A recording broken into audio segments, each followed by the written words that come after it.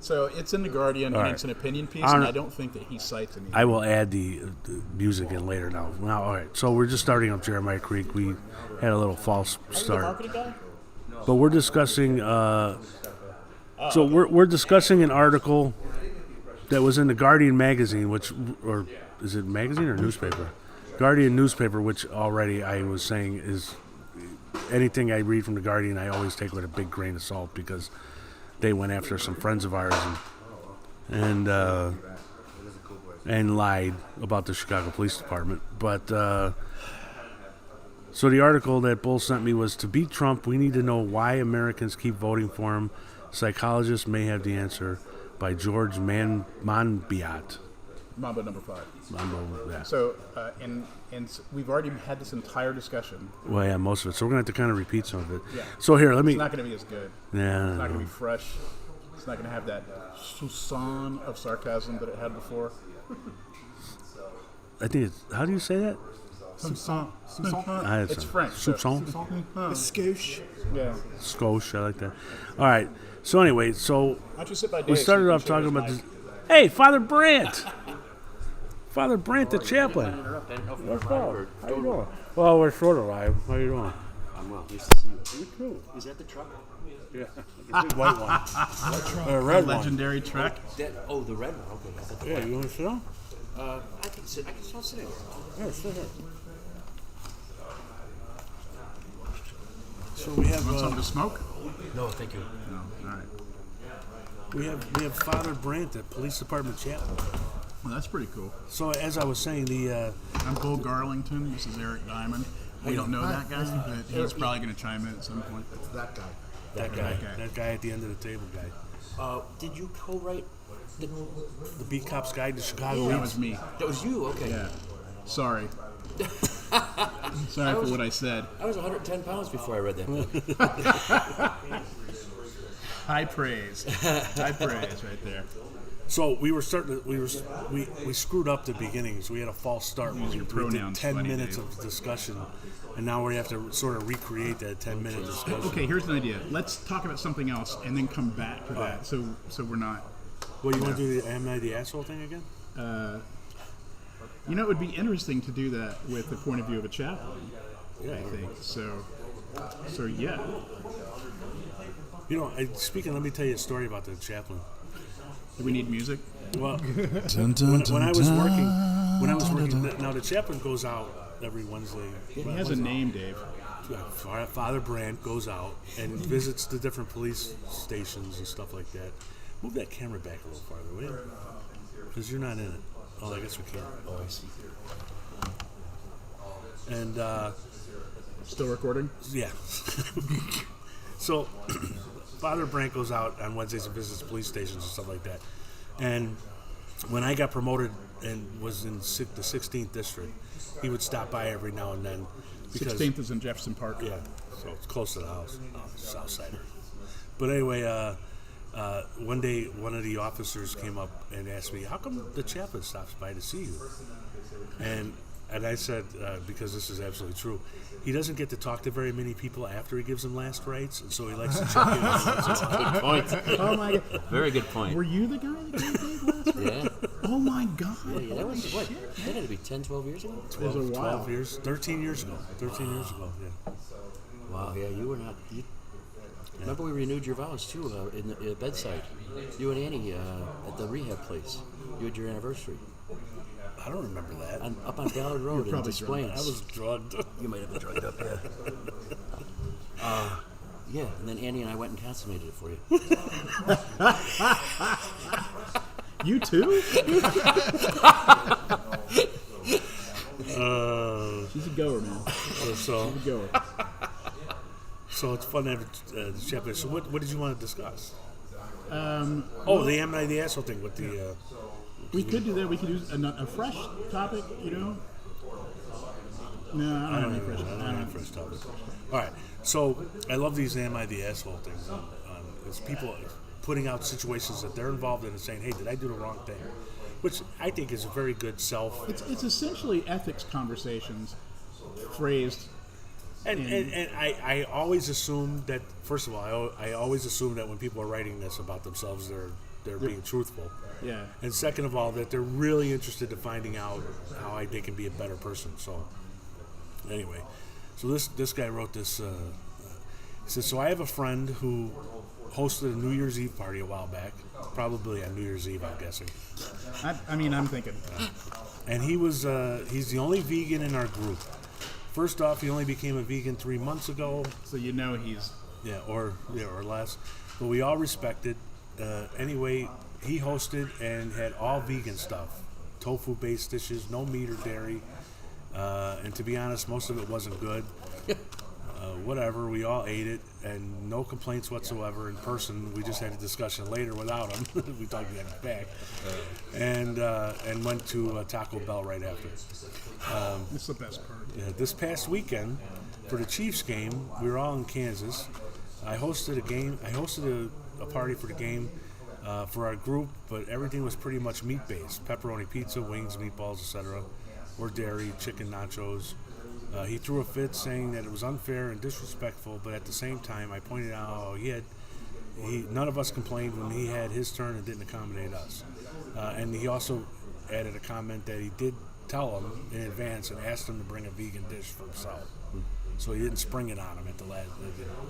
And so we were discussing whether or not. So he's saying, am I an asshole for not accommodating my vegan friend? And both Bull and I agree that, first of all, you have to take anything vegans say, because that's their religion, not their diet. So They're already the. I think with some people. They're already the assholes. But you thought both of them were kind of assholes, right? Yeah, a little bit. Yeah. So so for the guy throwing the party, the guy that posted it. Yeah. If you have a friend who's vegan, and you're throwing a party, put a vegetable plate out. It ain't hard, Don't use ranch dressing. Put a vegetable plate out. They're slightly accommodated. That's the least you could do, is that. And at the very least, that person gets to recognize, well, he made an effort. He did something. There's some broccoli on the table, so there you go. But for the vegan at the football party, he was given plenty of notice that there was not going to be any vegan food. Which is appropriate because it's football. Especially football food. Yeah, and so he had an opportunity to pick up some broccoli on the way to the thing. So for that person to pitch a bitch makes them the asshole. And also for that person originally to throw a party for carnivores without having any meat products or dairy products there, that's just showing off. That's just putting up. That's a challenge dinner. Right there, you know. Yeah, how good a friend are you? Yeah, so they've both been assholes in some respect. It's the vegan though way more of an asshole. And here's why. Really, what's happening is at that party, that vegan person was kind of leaning into their fragility. They've embraced fragility. You know what I mean? And they want to be different. I said, that's their greatest effort is to be different enough so that they're noticed and so that they're accommodated, so that somebody's caring for them. Probably came from a broken home, I don't know Probably about raised that. by insane, abusive conservatives. Extrinsic motherfuckers is what they are. Father will back me up on this. Well, they certainly didn't come from a Clearly. Catholic. They didn't come from a Catholic home where you're told to sit down, shut up, and eat it, or They're eat probably what's in front of you, Lutherans. right? People in China are starving to death. I don't know if that's a Catholic thing. This is what Not anymore. I heard my entire life. Actually, they are now. People in Korea are starving to death. In Western China. My sister had a great one. My mom said, "Hey, people, you eat your food. People in China are starving. They would love to have that food." And my sister would be like, "Oh, let's send it to them." Yeah, let's mail it to them. Oh, yeah? Name 3. Not a problem, Mom. Name 3. Yeah, I know a fat Chinaman. They call him a chunk. What kind of church are you going to, buddy? His flock is made up of police officers. So Holy Moses. Wow. That may take over the rest of the show right there. What is it's not, I mean, flock is like not a real thing. What do you call Congregation? congregation? Thank you. I'm sorry. I couldn't think Dave of goes the to church all the time. Hey, I went to church recently, because we're moving in 6 months, and so my wife is on a let's check out all the beautiful churches in Chicago kick. Oh, So we've been going to different churches, They certainly are some of them. and I have to say I have not been a big churchgoer, in the last 10 years or so. But I mean, since God brought you back. the one thing is that That's you his walk- thing. What kind of gratitude? What kind of gratitude is that, Dave? maybe you can explain this to me because I have a question. I walked in church, and one thing they do is they say, "Peace be with you." And also with you. No, And with your spirit. and with your spirit. What the fuck is that? I don't know. They changed it, and I'm sitting there going, "What the hell is?" Goddamn Reformation. So why did that change? That changed. That just changed like 12 years ago. That's Catholic timekeeping right there. That's That's right. Catholic Actually, timekeeping. 13. It was right when I switched from parish work to the police department. So yeah, 13 years ago. Because in every other language, it's y con tu espíritu. In Spanish, when the priest says El Señor esté contigo, you say y con tu espíritu, and with your spirit. That's the correct translation. We messed it up back in 1969 with Vatican II when we went from Latin to English, or to the vernacular, whatever language you happen to speak. Still don't but, like it. But the rest of the world got it right. The English-speaking countries got it wrong back in '69. So we corrected it 13 years ago. And with your spirit, that's how it always should have been. Well, at least that's interesting. I didn't know the story behind it. I just thought it was some random thing that How about, Cardinal Stupich did. Just No. This was way. The Lord be with you, and with your spirit, lift up your hearts. We lift them up to the Lord. Let us give thanks and praise. We used to say it is right to give Him thanks and praise. Yeah. Now we say it is right and just. And in like Spanish, it's es justo y necesario. It is just and necessary. But yeah, it is right and just. It's the new. But not so new. It should have been this way since '69, but again, they messed it up back then. Is there anywhere where you can go and still hear the Mass in Latin like it was before? I was 16? actually, Where would you go? since we've gone down this religious path, I was actually going to ask that question because isn't there some controversy about that? Yeah, some of the powers that be, including the cardinal, feel like that's divisive. By the way, I can't really talk about him. If any of this got back to him, like Who is him? the cardinal. He feels it's divisive to have masses in Latin and in English, but I feel like if it feeds you, if it feeds a certain group of people, why not give it to them? We have mass in Spanish. It divides Why the 99.9% of the people who don't understand Latin from the 0.1% of the people who are like it. I actually I'm being generous in that number. Percentage. I like a Latin Mass. I mean, first of all, if you've been going to church your entire life, even if you don't understand Latin, you can follow along. Absolutely. And you understand what's going on. That's why they have the bells, because people wouldn't know like the moment of consecration because they don't understand the language. So The bells. when you hear the bells, you know, okay. I ran into an old friend from school the other day, and it reminded me when we were both altar boys? Altar boys. Now it's altar people. Altar servers. Yeah. But anyway, Altar cockers? at St. Benedict's, we had bells that were 4 bells on a handle, screwed into a handle, so it sounded beautiful. It was actually beautiful. It didn't sound quite as beautiful when One of them loosened up? when all 4 of them were loosened up by the guy who served before you, and then when you went to shake the bells, they went all over the altar. That was, Oh my God, that was a that's big great. deal. Is that like a church prank? Yeah. Oh my God, I didn't know That's that such a thing existed. Oh yeah, we used to Oh have my a lot God, of I'd fun. go back to church for that. That's great. Now I haven't heard those bells in a long time. At St. Tars or St. Elizabeth's now. You won't hear them from your bed. Yeah, that's true. But it's at St. Elizabeth's. They press a button and it's Electronic. electronic. Yeah. Yeah. Some places have like 4 or 5 buttons in the floor where the servers kneel. And they do like ding, ding, ding, ding, or whatever.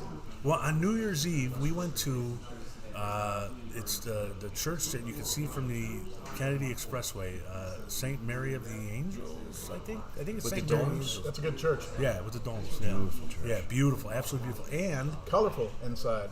they do communion the old-fashioned way They do it both ways, but they do it. Where they actually cut up the body of Osiris? And, no? No, Are you talking at the rail? at the rail. People yeah. kneel at the rail. You can either stand in line and stand there and get it, or you can go up to the rail. The only thing they don't have is the little plates underneath. Oh, the pen? Yeah, Oh, they don't surprised. have that. They don't have that. But Well, there you go. that's when I learned. Believe it or not, I'm old enough that when I first was an altar boy, we still had the patents. It was like at the end of it. So I think I maybe learned how to do it and then we got rid of it. But, yeah. Wow. That's the catch when somebody misses their mouth or Yeah. I thought it was for crumbs. that too, I guess. All right, so I mean, do you have to practice that? Do you guys have like in the back, do the priests have like how cops have a gun range to practice the aim? Do priests have like a communion range? There's a wooden cutout person and they're like, missed again, damn it. no, but it's in the server room when I was an altar boy. We had a tub, like a bathtub filled with ice. That you did. Because Father likes a couple of cold ones after mass. And You're kidding, Dave. right? Dave. Oh, No, my God. I did see a great meme. It was a picture of a priest drinking the wine right out of the bottle, and the caption was, "Father, after hearing my confession," or something like that. He's in his robes and he's got the bottle like this. If I was Catholic, I would make shit up all the time in confession. I would blow that up. Oh yeah. And then We, she did this. Yeah. We actually, when I was an altar boy, we got into the wine and it was a weekday mass before school. Oh, And so we had gotten the wine and we got caught and we were half in the bag, and it was like 6th, 7th grade, and I got suspended from school. I had to go home and tell my mom. And when I told my mom that I got suspended for drinking wine in church, she started laughing. My sisters were shocked. Their jaws dropped because my mom started laughing for about 30 seconds, and then she goes, "Wait, are you serious?" wow. Then the beating started. Oh, my God. That was St. Benedict? Yeah, she thought I was joking. But Did you go there for high school too? no, my sister did. I went to Lane Tech. I was the smart one. Hopefully my sister would. The kids could go from kindergarten through senior year in high school. Yeah, at St. Ben's, yeah. Wow. I have a good asshole line, a good asshole move that I just committed recently. I was visiting. Do you remember the superintendent, Matt Rodriguez, who just died? Yeah. So I went to see him at Resurrection Hospital up on the 4th floor in the hospice unit. And after I visited with the family and anointed him and we said some prayers, I made my way out and get on the elevator on the 4th floor, going down to 1. It stops on 3, which is labor and delivery. This older woman gets on the elevator. She's got a balloon and a McDonald's bag. And she's going down to the 1st floor as well. So she gets on the elevator. I can't help myself, Mr. Friendly, Mr. Stupid. I said, "New addition to the family?" And she goes, "No, we lost him." And she starts bawling. Nice. Nice. Oh, I felt like that. Way to priest. Way to priest there, buddy. Well, you could have played it off and God sent me to you to help with this. Yeah, but there we go. By the way, my name's Dave Hayes. I say that all the time. Did I ever tell you the story? I'm Dave Hayes. Did I ever tell you the story? I was driving around the 15th district when I was a young police officer, and there was a big black Lincoln blocking traffic. And so I get out and I go to tell the guy who's driving, "Hey, you got to move." And it's this young priest, and he goes, "I'm almost done." And I look over, Cardinal Bernardine is doing something. There was some kind of anti-violence thing or whatever. And so he comes walking over. He's like, "What's the problem?" I go, "Oh, it's blocking traffic, that's all. No big thing, we can wait." And I said, "By the way, as long as you're here, I'm about to have gallbladder surgery." Oh, wow. I'm about to have gallbladder surgery. I've never had surgery before. You think maybe you could throw me a blessing or something? So he stood there. It was, what a nice guy he was. That's great. Speaking of surgery, I just told this story recently. I had my Achilles tendon replaced or repaired 3 summers ago, going on 4 years ago. And the night before, so it was a Jewish physician, imagine that. And we established during my consultation with him, he asked what I did. He says, and I told him, and he said, "Well, then you probably know my good friend Rabbi Moshe Wolf." I said, "Of course I do. Rabbi, he's a dear friend of mine." He says, "Oh yeah, he and I talk all the time." So the morning of my surgery, I get there and he comes in the room to, how they sign the leg they're going to work on, and we talked for a few minutes. He goes, "Oh, by the way, I got a phone call last night from our mutual friend." I said, "Oh, really? What did the good rabbi have to say?" He said, "He told me that the success," he said, "the eternal salvation of my soul depends on the success of your surgery." He said, "I've done 1,000 of these in my life, but I've never been as nervous as I am today." Perfect. Way to go. Way to rabbi. You want a Thanks, nervous, Moshe. you Way want to a rabbi. nervous surgeon. Yeah, I'm Jewish, and I played a April Fool's prank on my son. It totally backfired. Oh boy. And I said to him, we're getting in the car, and I said to him, "Hey, Sam, your mom and I have been talking, and we've decided that we're going to be Christian for the next month, just to try it out. For the next month. We just want to try it out." And he got really upset. That's great. Well, what, only one day I'm at like, "I'm Christmas? sorry, Not it was an 8? April It Fool's." happens the other way around, though. I remember back in the 70s, my mother belonged to a hands in the air Christian church, and they were doing this thing for a long time where they sent people down to this camp in Florida somewhere where you got the Jewish experience. Oh. Yeah, it was really it was the most bizarre thing to do ever. As a kid, I didn't do anything but run around and swim in the pool. I didn't know what they were doing. It's not that bizarre. I used to when I was a kid. I used to run a Passover Seder for a local Baptist church because the Last Supper was a Seder, so they wanted to kind of have that experience. And so that was I was 59 years old, and I just learned that the Last Supper was a Seder. Yeah, Passover.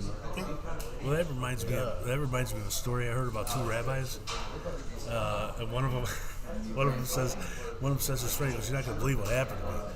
My son went off to college, and he came back, and he told me he's now a Christian. He's getting out of the faith." And his friend, he goes, "You're not going to believe it. My son also went off, got a job, and he came back. He said he decided he's not Jewish, but he's going to be a Christian. So what should we do about this?" "Well, we should probably pray about it." So they started to pray, and then God said, "You're not going to believe what happened to me." Fucking weird.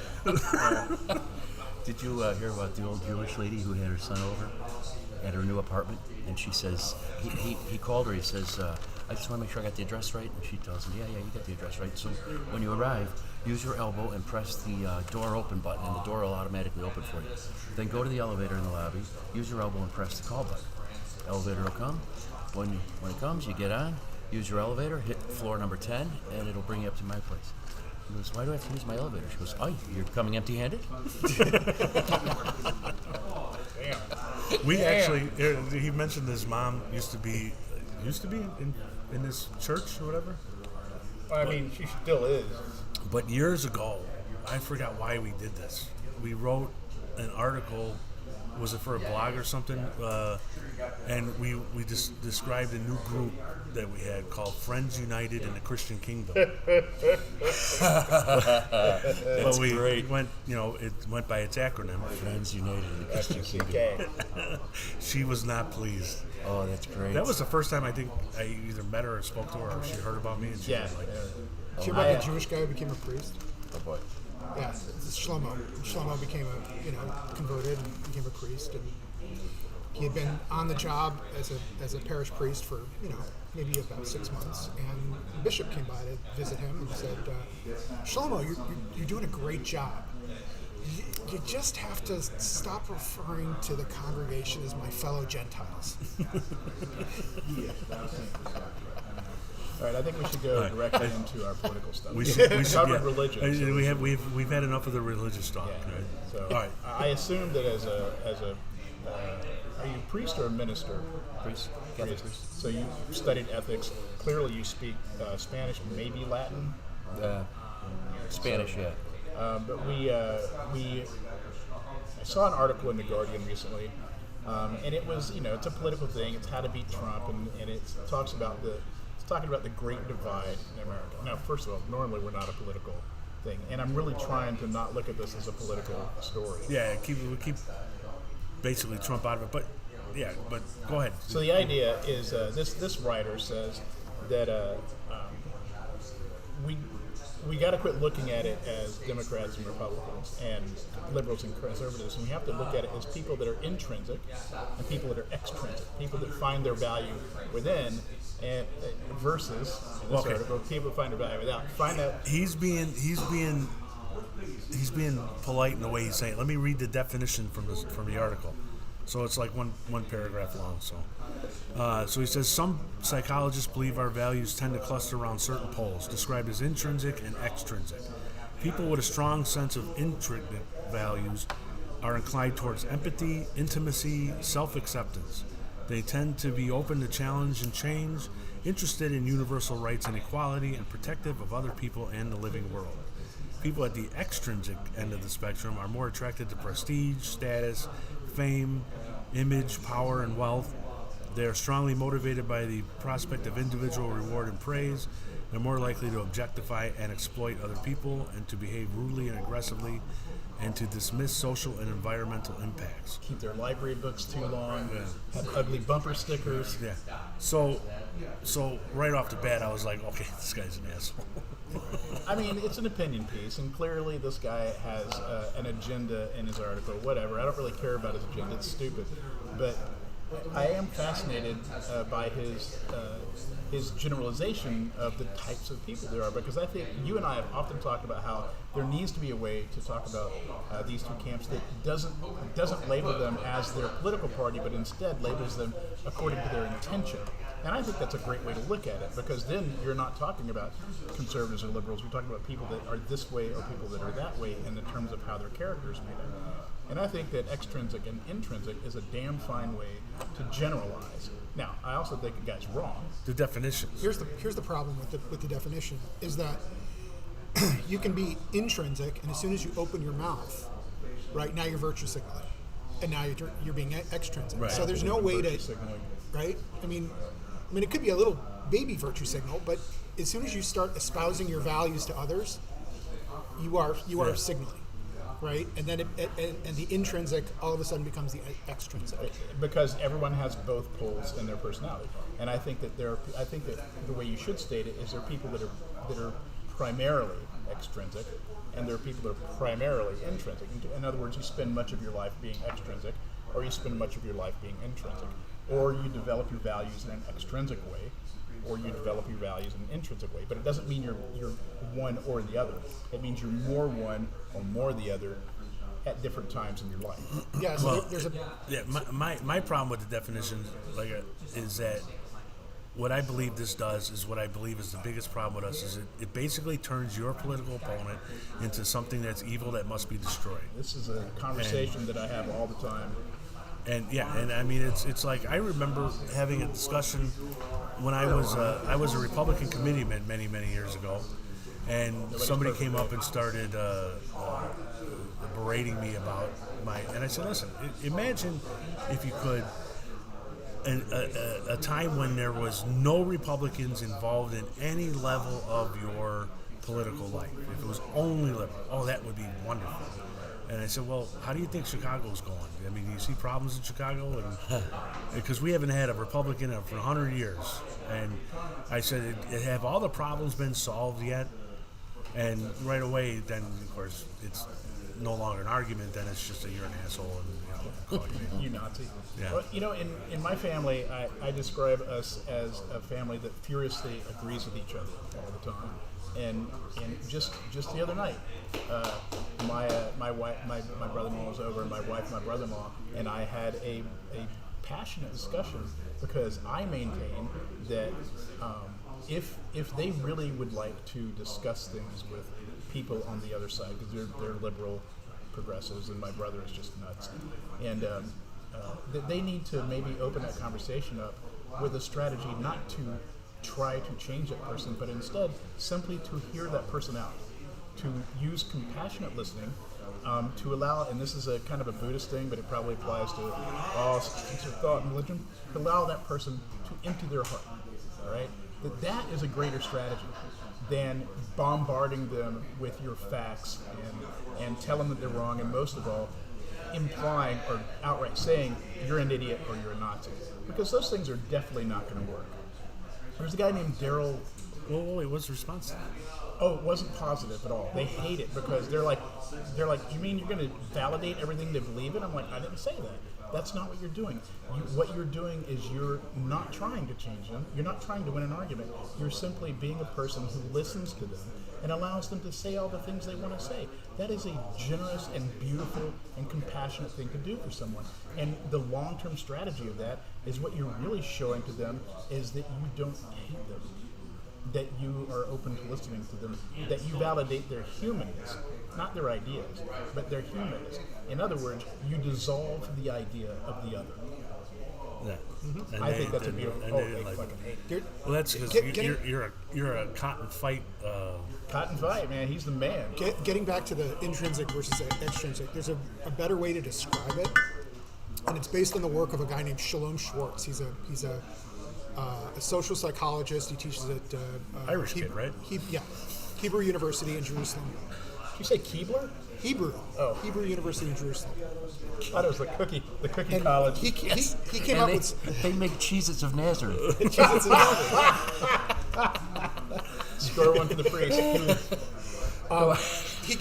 he developed this framework called universal values, and he looked at 3,200 different cultures, and these were the values that were common to all those cultures, and they use it to determine.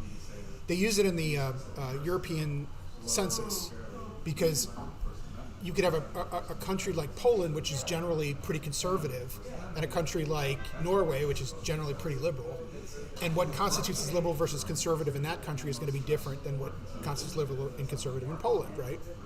So this is a framework, and it's you can think of it as values that are plotted on two axes. One axis is openness to change versus preserving tradition, right? The other That's axis, progressive conservative right there. yeah. And the other one is self-enhancing values versus self-transcendent values.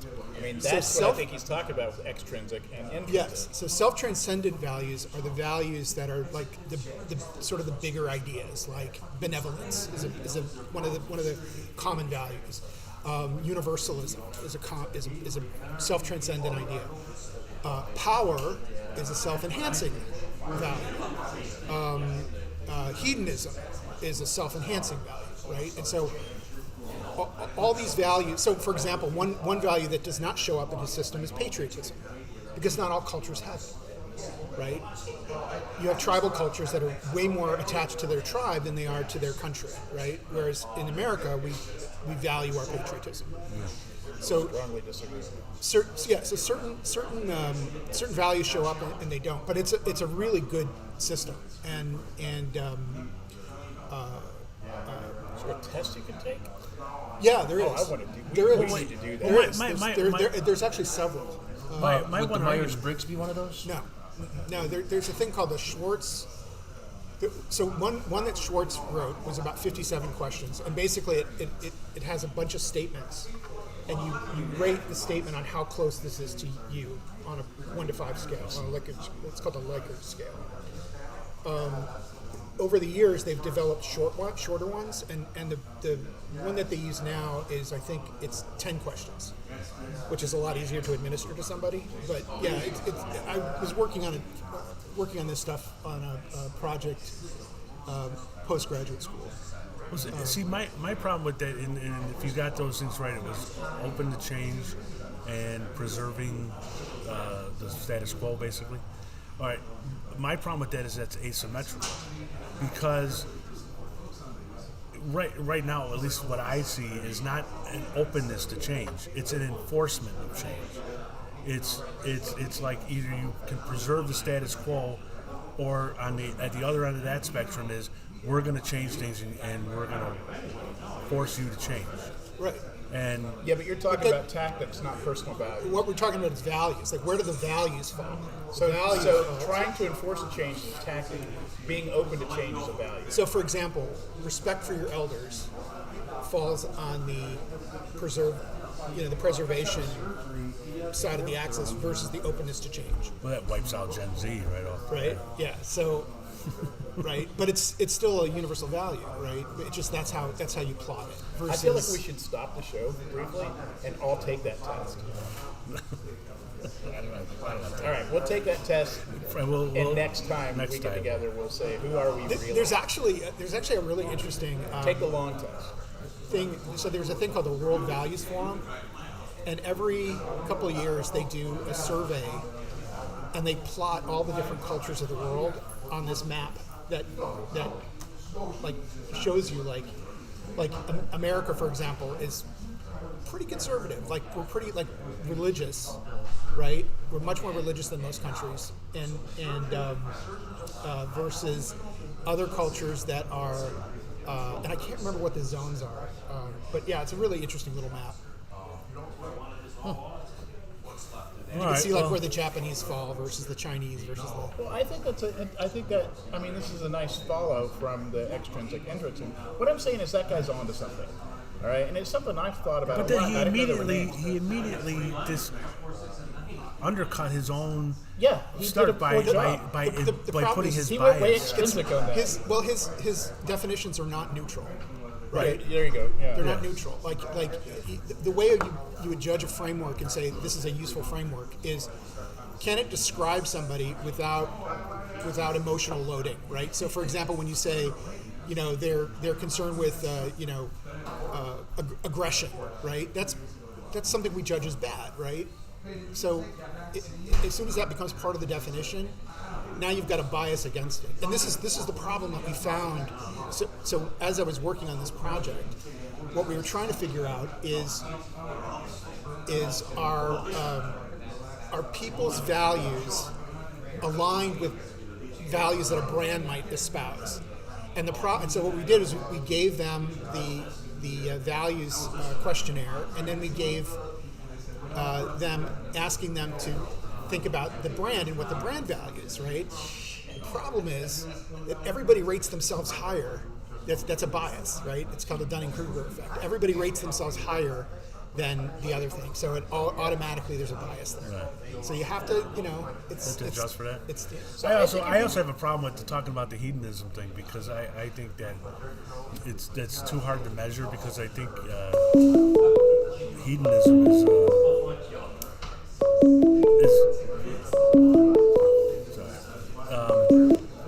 hedonism is people.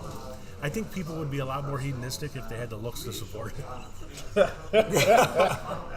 Well, speaking as an incredibly attractive person, I can tell you that you're absolutely right. Yeah, which is why they never say, "Are you hedonistic?" They would say, they would make a statement like, "I like things that make me feel good," or I gravitate toward things that make me feel good. Right? That would.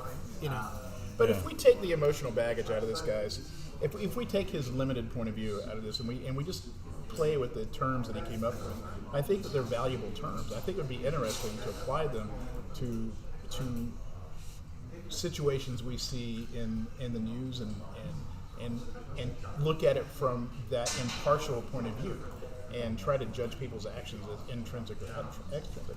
I know for me, a lot of times, I don't enjoy spending time with people that are extrinsic, right? So, by his definition, he would say you're extrinsic because you're conservative. Right. But he's totally wrong. You're not. You're one of the most intrinsic people I know, which is one of the reasons why we're friends. People that are exclusively extrinsic, I can't be around. They're annoying and they're shallow, I guess I should go. But I also think that people who at least he would consider intrinsic can be extremely insufferable. Yeah, insufferable. Or Yeah. arrogant. Yeah, it's because you can't be on a single pole. So even if you're a person who's primarily intrinsic, like Eric just said a minute ago, you open your mouth and say something, and you're being extrinsic because you're enforcing your values on somebody else. Yeah. But I do think it's a useful way to look at things.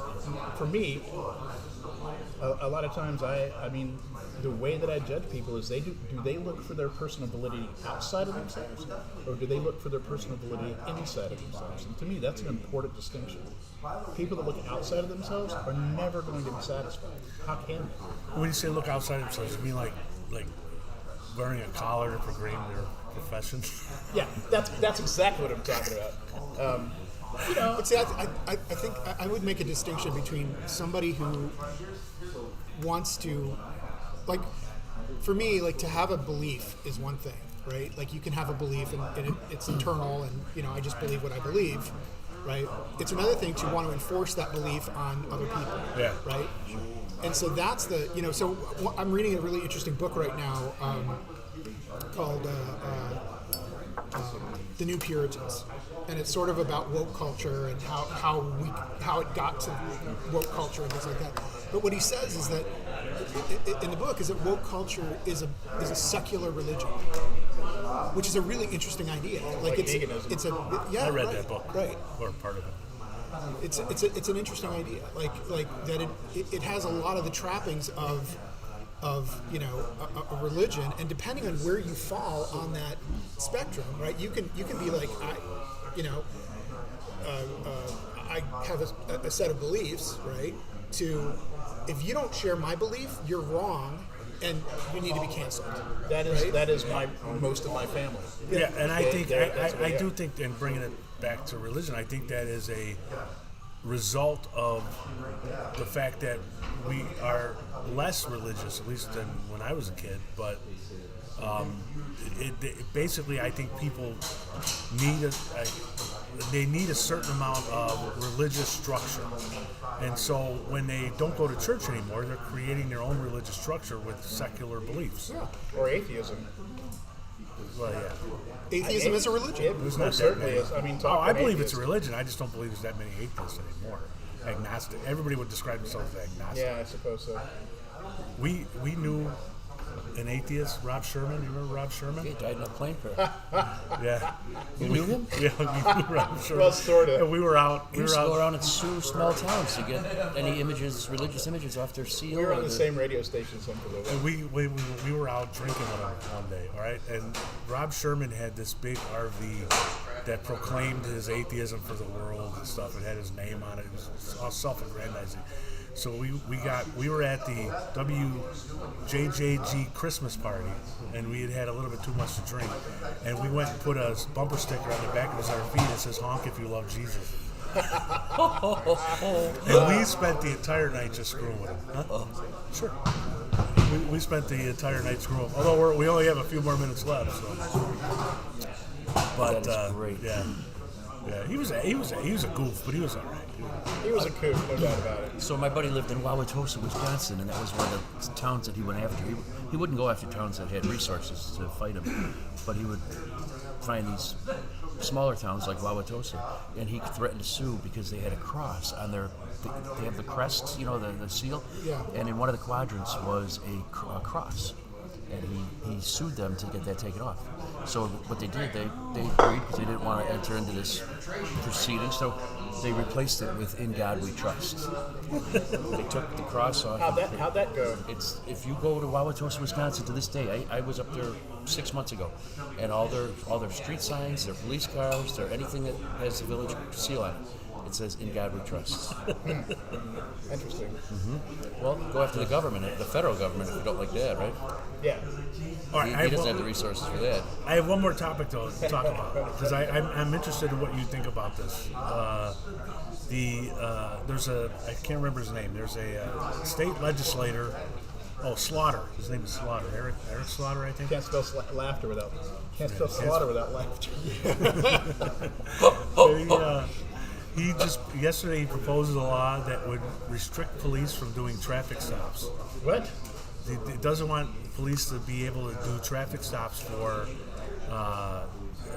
things that are just tickets. So, you know, blowing a stop sign, not having license plates, not having license plates or having expired plates, not wearing a seatbelt, that kind of stuff.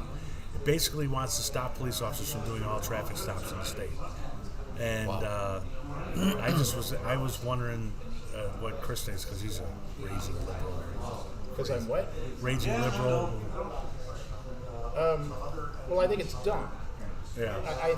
So yeah, sure, I'm a liberal and I'm a progressive and everything, but I'm one of the ones that doesn't believe that all cops are bad and therefore that all policing is bad. I don't believe that shit. I think we need that stuff, and I think we need to be policed. My God, we're an incredibly selfish fucking culture. If you don't have rules in place, we are going to be savage dickwads to each other all the time. The whole point of having rules like that is so that we don't have to figure out at every moment of our life how to behave with other people. It's the same thing with manners. The reason they exist is so you don't have to stand there for 5 minutes and figure out how to behave. You already know how to behave. When you drive in your car, you know what to do because there's fucking rules. You know what? Here's the I understand the where they're coming from on this, right? Which is that when you have a stop, right, there is a percentage chance that stop ends in some kind of violence, right? Because Ends in what? in violence, right? Because you don't know, like when you stop somebody, you don't know if they've got a gun or they right. Oh yeah, and I didn't actually ask why they did it. There's always that risk, right? And you know, YouTube is festooned with all kinds of videos of, you know, traffic stops that go bad, right? So I understand the need for it. What I would advocate for is like, I think police need to be better trained in like things that are not like being able to subdue somebody, right? There's a lot of training. I used to do martial arts training for police, and you know how to do holds and you know control and stuff like that. But but in the UK they do get that kind of training, and in fact most of a lot of the police officers are unarmed, but they have armed police officers like right on the corner. I mean, literally, like everywhere. They're in these. They call for an armed response. They call armed response, and like within 15 seconds. That's putting the onus of the situation on police officers, which, from a legal point of view, I understand that. But why aren't we training people how to handle being pulled over? Yeah. That would not be bad. You know what? training. Well, yeah, I'll tell you though, I have been stopped by police and had different. Like I remember one time I got stopped, and the officer told me, like, you know, when you get stopped, you put your hands on the wheel and you wait, right? And I did that. And the next time I got stopped, the cop in the car behind me, he says, "Get out of the fucking car." And I'm like, "What?" And you know, and he's like, "You don't make me come up to you. You get out of the car." And I'm like, Yeah. The last guy who stopped me told me to not do that. Oh, you know? yeah. And So it's we would just need to have like some Was kind it of raining the consistent- second time? Maybe. I just think we need to have 500 pounds. But okay, so but why are they doing this with these traffic stops? Why are they deciding to do that? Well, okay, so the reason they do it is because, and by the way, the reason he wants to stop it is the reason why police do a lot of traffic stops, is that traffic stops lead to police arresting people for other crimes that they find that they would not have found if they hadn't done a traffic stop. So, like yesterday, day before yesterday, there was a traffic stop, and when the police looked in the car, because we always look to see who's in the back seat or whatever, check the trunk, make sure nobody's in the trunk, and when they looked in the back seat, they saw a bunch of packages and keys from mailboxes. And as it turned out, these guys had just beaten and robbed a couple of mail carriers. So the traffic stop led to that, what are you doing with these keys, which led to them connecting it to another crime, and they were arrested for something completely having nothing to do with the traffic stop. A good arrest. It's a good arrest, and that's one of the things that we always would tell police officers when I was a police lieutenant was traffic stops give you the probable cause that will lead to other stuff, and it happens all the time. So you find drugs, you see a gun in the front seat, whatever, and the legislators basically what he was saying is that police shouldn't be allowed to do that. They shouldn't be allowed to do a traffic stop and then piggyback another crime off of that. That's what he's opposed to, because what it ends up doing is arresting people. And in his case, he represents a majority-minority ward or whatever you call it, district, and so he's basically saying that too many of his constituents are getting arrested for that. But it's all legal. What's this town? It's Chicago. Oh, it's in Chicago. South side. Right. But he's assuring his reelection. Yeah, that's all. I mean, and I can't see it passing. But what he says. The reason why, well, not the only reason why police do traffic stops. Police do traffic stops because if people break the law right in front of you, you look like you're incompetent if you don't do something about it. And plus it finances the city. These tickets. That's why we put up speed cameras and crap. Money flows into the city's coffers. So. Well, that part I think is not entirely sure that is. It's not the main purpose of it, but it is something that results from it. Well, how about Irving Park Road between Clark and like Ravenswood? It's a cemetery on one side, cemetery on the other side. They got speed cameras going each way. No. Originally, Same thing on Foster. What's his name said? Emmanuel said we're just going to put them around schools and parks. But there aren't too many people in the cemeteries who could get hurt by you speeding down Irving Park Road. That's it. However, but it's by Wrigley Field where you get all the.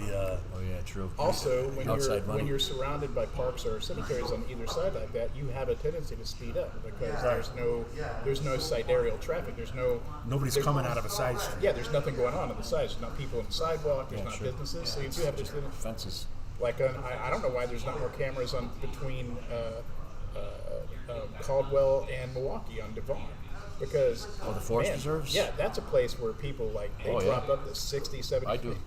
Well, you're the covered. speed limit. Yeah, The speed limit there is actually raised. What's that? The speed limit is raised on that street. It's 40 miles. It's not 40 anymore? It is 40. Oh, okay. Everywhere else is 30. So Yeah. people have a tendency to go faster anyway. Yeah, I think things like that are kind of preposterous. Like, you can't tie police's hands like that. Well, not everywhere, but some places you can. I mean, there was the town in Iowa where the police were very definitely basically taking advantage of most of the people in the town that were poor. And they just would get them on a ticket, and they would just constantly hound them, and one ticket after another until they were in debt and couldn't pay anything. They couldn't get their car. They couldn't pay for their car's tag, and they just kept going down this financial rabbit hole. And the cops really were doing that in that town, which is terrible. And they were assholes, and they were all related dudes and just jerks. But the unfortunate aspect of that is that people see that and they immediately go, "Well, that's all cops." I always wanted because to. 9 What's guys that in term, Iowa like did that. selective immunity or something like that, where Which they took away here in Illinois, right? Oh, For policemen doing their job, some kind of immunity. yeah, qualified immunity. Qualified. qualified No, we still immunity. have qualified. immunity. I It's think federal. I think that's more of a problem than something like this. Actually, it really isn't. I mean, it serves a purpose. There are times where it comes off as being overly in the officer's favor, but in reality, a normal police officer making $60,000 a year cannot defend themselves from all the lawsuits that would come their way.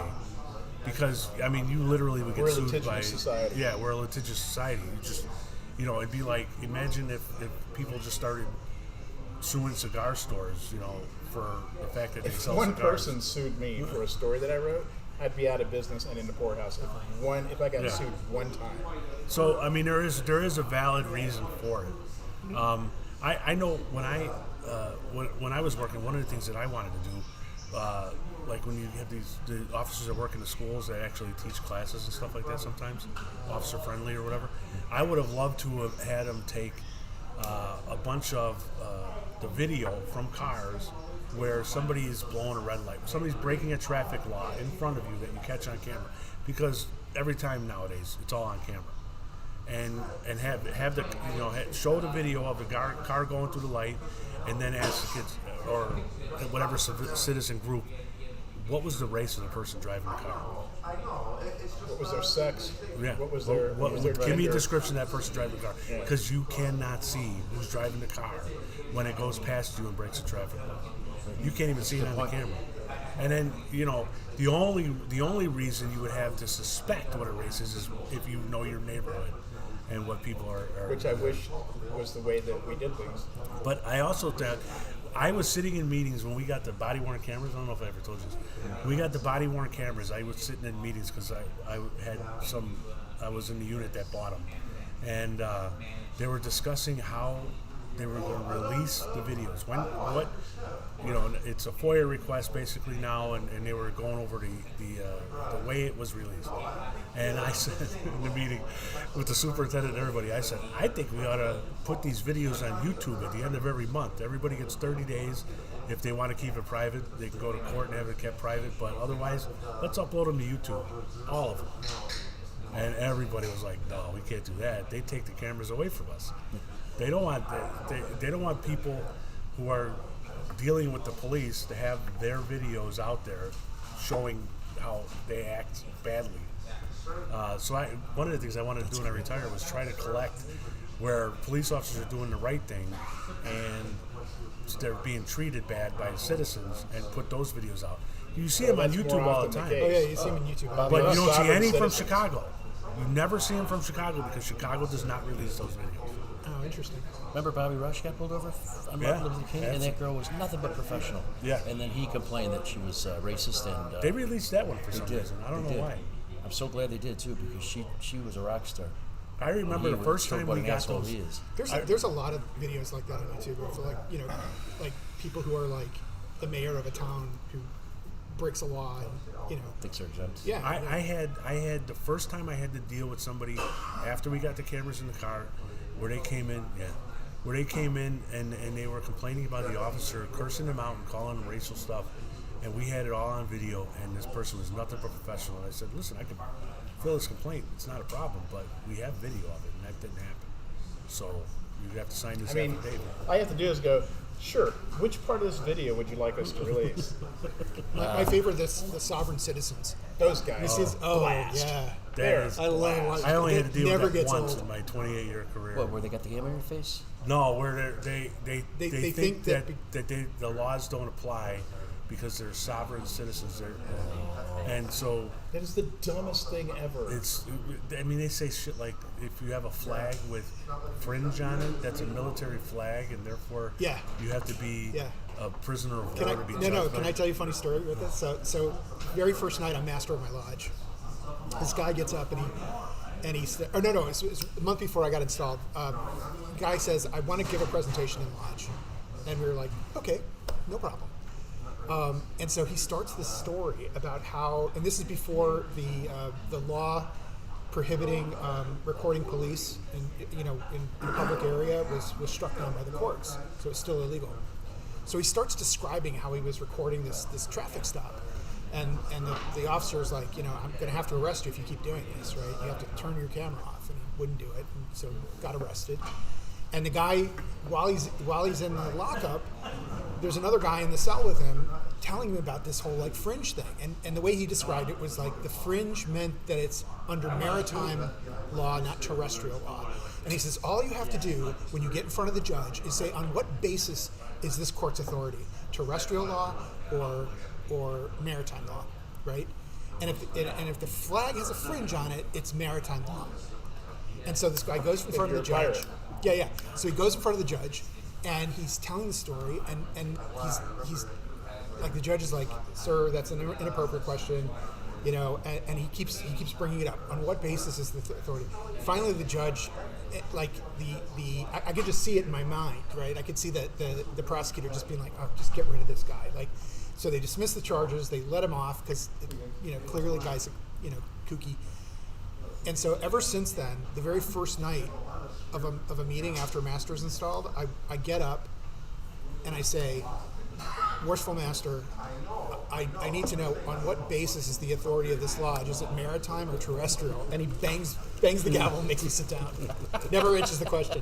Damn Freemasons. All right, well, that's all the time we have. So, oops. So we, Did you hit record? it did record. So right, thank you for joining us We have to name the one that's here. on To name our Jeremiah Creek. visitors. We didn't explain the Jeremiah Creek thing yet. Well, that's, Oh yeah, we forgot to do that. we'll do it next time. All right.